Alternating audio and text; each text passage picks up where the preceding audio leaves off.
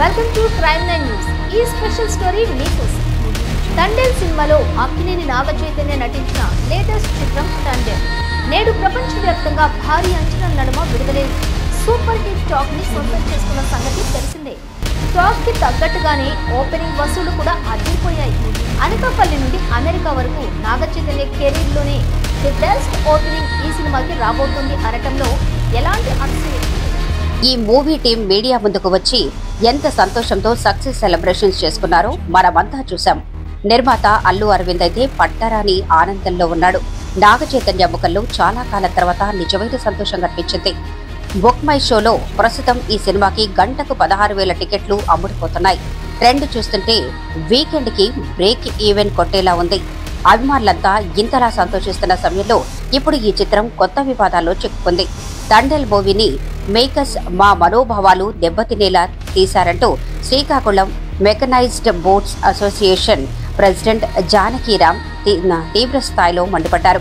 ఆయన మాట్లాడుతూ Thandel movie story పూర్తిగా అవాస్తవం. పాకిస్తాన్లో చిక్కుకున్న 22 మంది జారలను అప్పటి ముఖ్యమంత్రి జగన్ గారు ఎంతో కష్టపడి విడిపించారు. ఈ స్టోరీని సినిమాల్లో చూపించకుండా ప్రేమ కథని చూపిస్తారా? ఇదెక్కడి న్యాయం? ఈ కథ మాజీ సీఎం జగన్ గారిది. ఆయనే నిజమైన తండేల్. వాస్తవాలను కప్పేసి తీసిన ఈ చిత్రాన్ని మేము పూర్తిగా వ్యతిరేకిస్తున్నాం అంటూ చెప్పుకొచ్చారు. ఆయన మాట్లాడిన ఈ మాటలు ఇప్పుడు సోషల్ మీడియాలో బాగా వైరల్ అయ్యింది. రోజు రోజుకి సోషల్ మీడియాలో ఈ వివాదం ముదురుతోంది. వైసీపీ అభిమానులు ఈ విషయంలో అస్సలు తగ్గటం లేదు.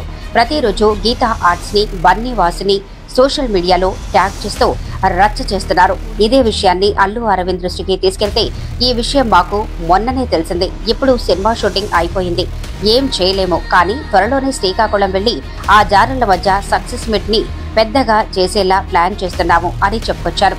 అయితే అల్లు అరవింద్ నోట మాజీ సీఎం జగన్ పేరు వచ్చేదాకా వైసీపీ అభిమానులు ఊరుకునేలా లేరు. ప్రస్తుతం అల్లు ఫ్యామిలీ తమ మనసుకి ఏది కరెక్ట్ అనిపిస్తే అదే చేసుకుంటూ పోతున్నారు. ఈ నేపథ్యంలో త్వరలోనే జగన్ ని కలిసి కృతజ్ఞతలు తెలియజేసే కార్యక్రమాలు ఏమైనా పెట్టుకున్నారా అనే అనుమానాలు అభిమానుల్లో తలెత్తాయి. అదే కనుక జరిగితే సోషల్ మీడియాలో అగ్నిపర్వతం బద్దలైనట్టే. ఇలాంటి మరిన్ని స్టోరీల కోసం మన crime nine news channel subscribe చేసుకోండి.